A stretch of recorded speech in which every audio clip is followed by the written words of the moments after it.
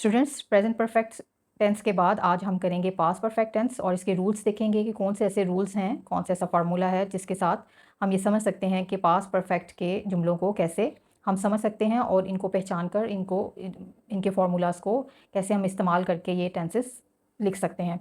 Past perfect में आप देख सकते हैं कि describes actions that were completed before another action in the past. ऐसे अमल that were completed before another action in the past कि जो कि ख़त्म हो चुके थे किसी और अमल के शुरू होने से पहले माजी में।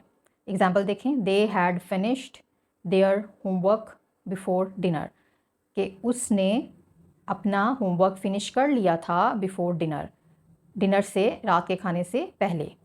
यानी कि इसमें देखिए दो काम हैं, डिनर भी है और उसके बाद होमवर्क की कंप्लीशन भी है कि उसने डिनर भी करना है और होमवर्क की कंप्लीशन भी करनी है।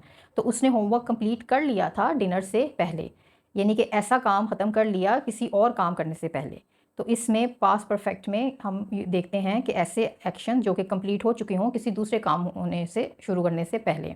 तो आइए इसके रूल्स, इसके फार्मूलाज देखते हैं कि किस तरह हम पास्ट परफेक्ट के जुमलों को पहचान कर इनके रूल्स यूज़ करके हम ये जुमले लिख सकते हैं। आइए पास्ट परफेक्ट के रूल्स देखते हैं। इसमें हम सब्जेक्ट के बाद यूज़ करेंगे हैड और third form of verb. Third form of verb almost सब में ही यूज़ होगी, प्रेजेंट परफेक्ट में भी, पास्ट परफेक्ट और फ्यूचर परफेक्ट में। तो हेल्पिंग वर्ब्स इसके साथ always use had with all subjects. तमाम सब्जेक्ट्स के साथ हम हैड यूज़ करेंगे, किसमें? पास्ट परफेक्ट टेंस में। I, you, he, she, it, we, they, nouns and pronouns सबके साथ हम क्या यूज़ करेंगे? Had. Time expressions before, after, when, by the time, already, just, never, ये टाइम एक्सप्रेशंस ऑलमोस्ट यूज़ होते हैं पास्ट परफेक्ट के जुमलों में। एग्जांपल्स देख लें। He had eaten dinner before 8 PM। He had eaten dinner before 8 PM.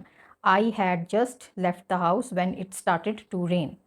She had already completed the assignment. They had lived in Lahore before moving to Karachi.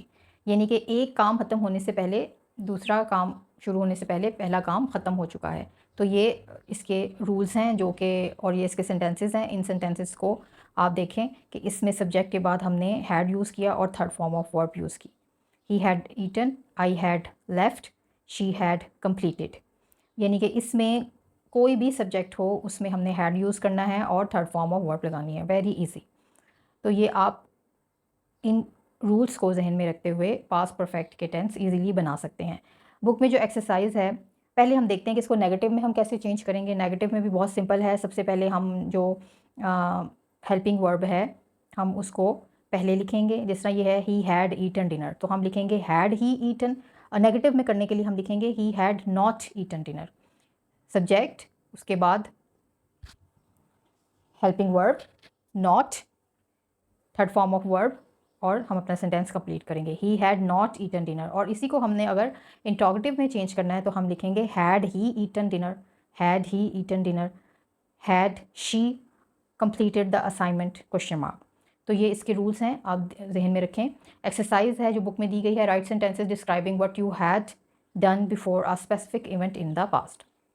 कुछ ऐसे जुमले लिखें जो कि आपने पास्ट में कोई काम करने से पहले शुरू किए थे। I had studied hard before I took the exam.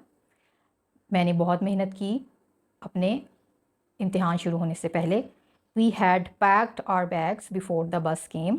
बस के आने से पहले हमने अपने बैग पैक किए। The children had finished their homework before the dinner. The children had finished their homework. बच्चों ने अपना काम ख़त्म कर लिया था खाने से पहले। We had reached the airport before the flight was announced. हम एयरपोर्ट पहुंच गए थे इससे पहले कि फ़्लाइट को बुलाया जाता। They had cleaned the house before the guest arrived. उन्होंने घर साफ़ कर लिया था मेहमानों के आने से पहले। तो ये देखें, ये जुमले हैं जो कि पास्ट परफेक्ट के सेंटेंसेस हैं।